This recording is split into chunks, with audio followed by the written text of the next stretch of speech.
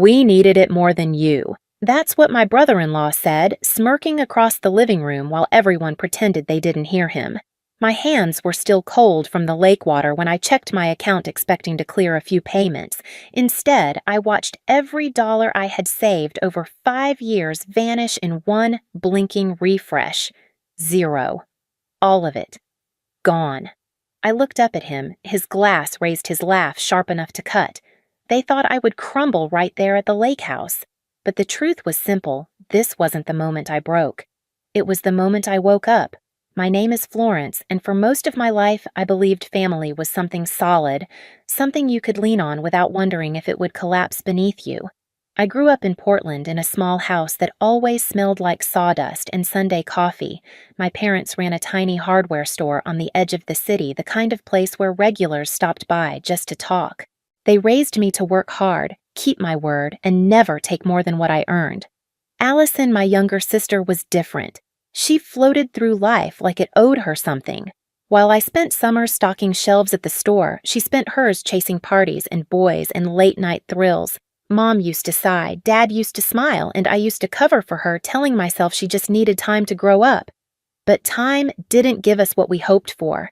Not long after I turned 25, a drunk driver ran a red light and took both of my parents in one instant. The world didn't just break, it hollowed out. We sat in the lawyer's office days later, numb, barely breathing, listening as he explained the estate. A modest house, the store, and a small savings account. When everything was settled, Allison and I each received a portion. I put mine into the boutique I'd been dreaming of for years. She put hers into Kyle. He came into her life like a storm, loud, charming, too slick around the edges. The kind of man who talks fast, laughs hard, and carries himself like he's already won something he never earned. Within months, they were married. Within a year, Allison wasn't the same. Softer, quieter, always checking Kyle's expression before she spoke. I noticed, but she brushed it off. He just wants what's best for us, she'd whisper, though she never looked convinced. The lake house reunion had been Uncle Robert's idea, a chance to reset as a family. I actually believed him. I loaded the car with snacks, folded sweaters, and that warm sense of hope you only get when you want things to be better. When I pulled up to the dock, the sunlight bounced off the water like a welcome. Emma hugged me first. She leaned close and murmured, "Just prepare yourself." Inside, I tried to pretend everything was normal. I smiled. I made small talk. But Kyle's laugh carried through every room, and every time Allison looked at me, it was like she wanted to say something but couldn't. The air felt off like a storm, waiting for the right moment to hit. And I had no idea that the moment was coming for me. The first sign was small, so small I almost convinced myself I imagined it. My laptop sat on the dresser in the guest room, exactly where I'd left it when I went downstairs to help Emma chop vegetables. But when I came back up, the screen was angled differently, the charging cord plugged into a port I never used. A tiny thing, a shift of a few inches. But it hit me like a tap on the back of the neck, quiet, deliberate wrong. I brushed my fingers over the keyboard, the plastic still warm. Someone had touched it. Someone had opened it. I checked the browser history. Clean. Not empty clean. Wiped. I felt a prickle move up my spine. I tried to steady myself, telling my nerves to stop overreacting, but my instincts didn't listen. They whispered the same warning they'd whispered since I arrived. Something here is off. Later that night, while everyone played cards around the living room, I went to my phone to approve a routine payment for the boutique. Instead of the usual confirmation, I saw a red banner payment declined. I frowned, tried again, and got the same message. That was unusual, but I didn't panic yet. Technical issues happen. It wasn't until morning that everything snapped. Claire called while I was still half asleep.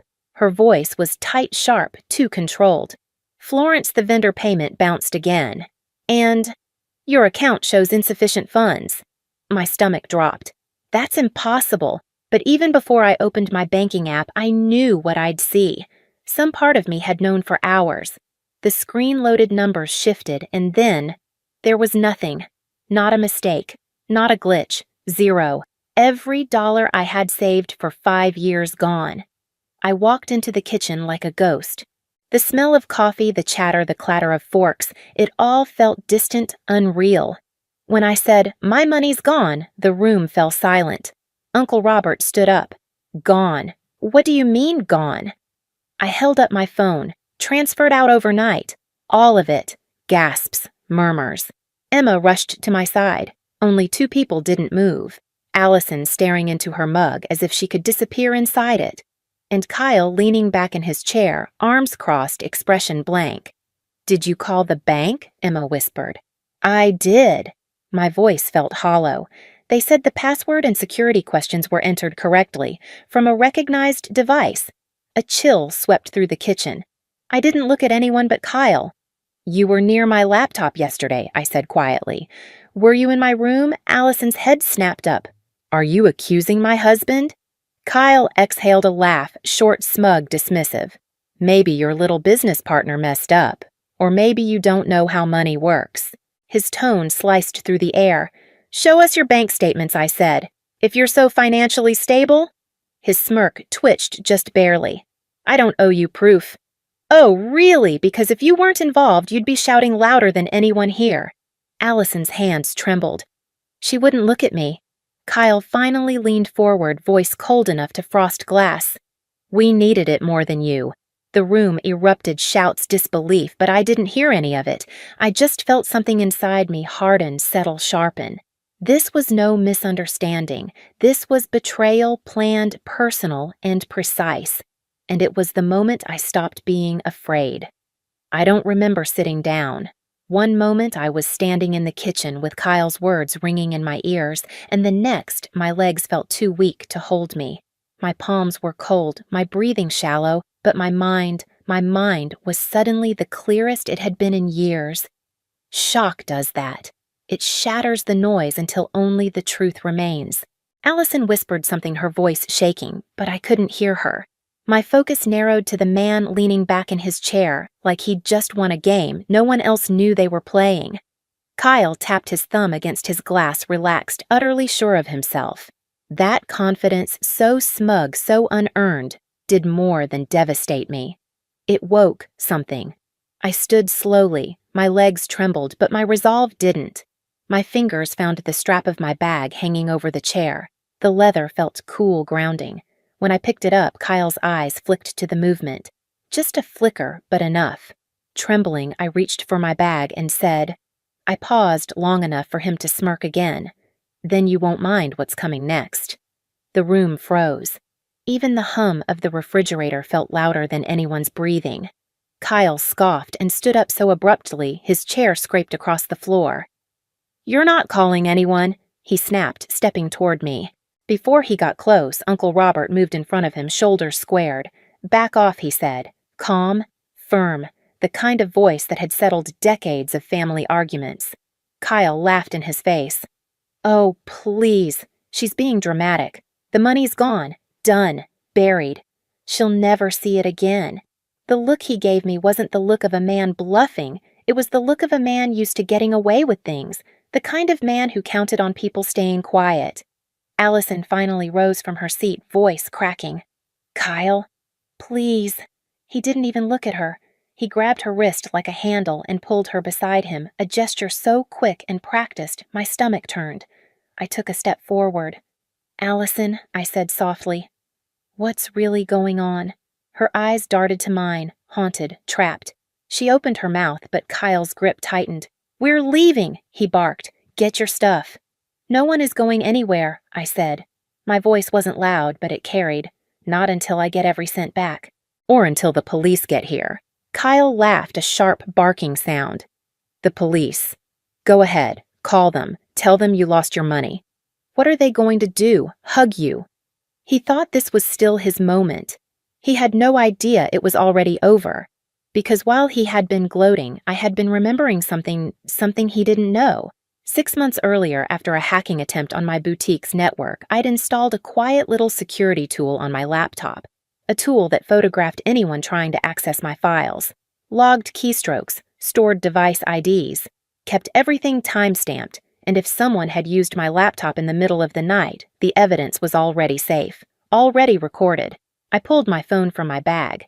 Kyle lunged, but Uncle Robert blocked him again.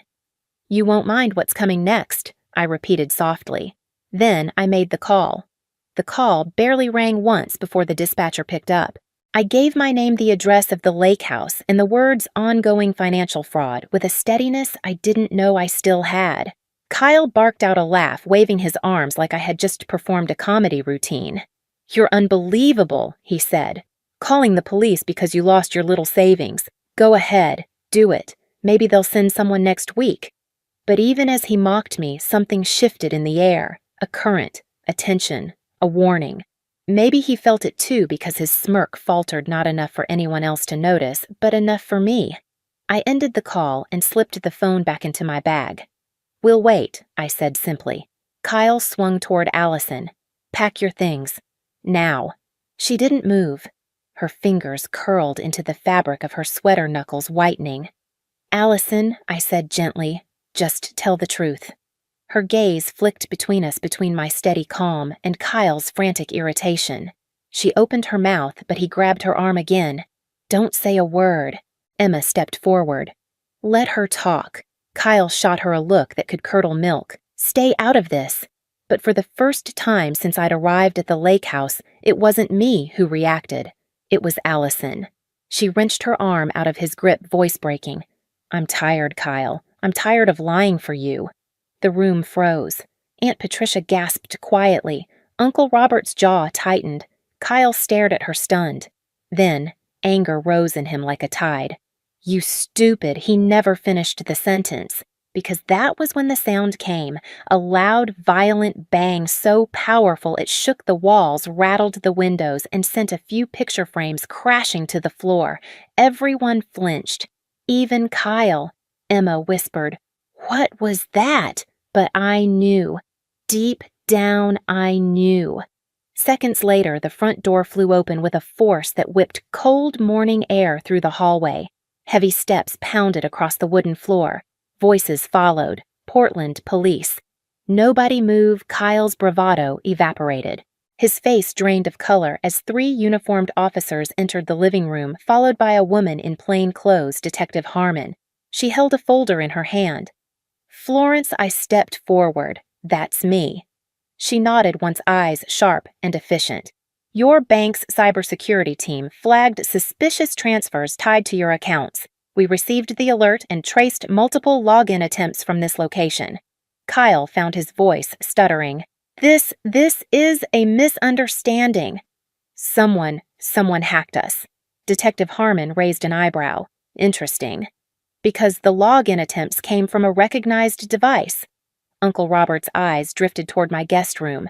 Mine stayed locked on Kyle. He swallowed hard. "Lots of people could have borrowed her laptop." "Good," I said quietly. "Then you won't mind what's in here." I handed Detective Harmon my phone. She opened the folder I'd prepared, scrolling through photos and timestamps.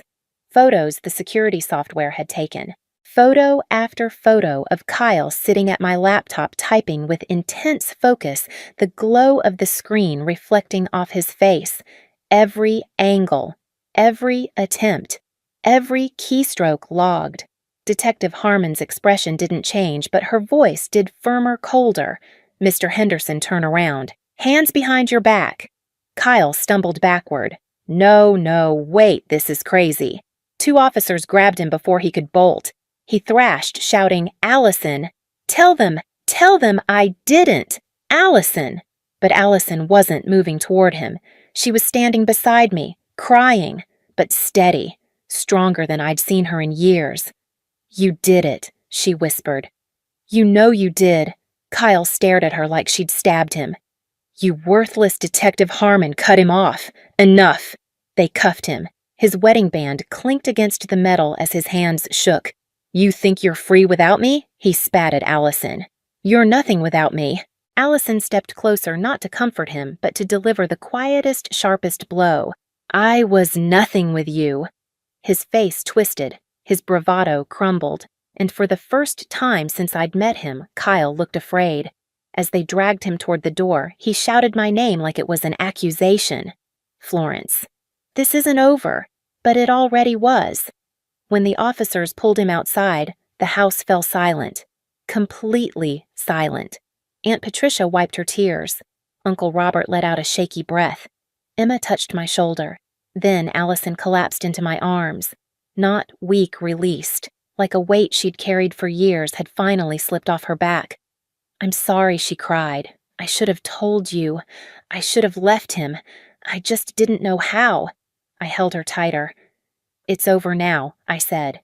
"You're safe." Detective Harmon returned. "With all this evidence, you'll likely recover most of the funds, and he won't be able to use threats or coercion against anyone for a long time."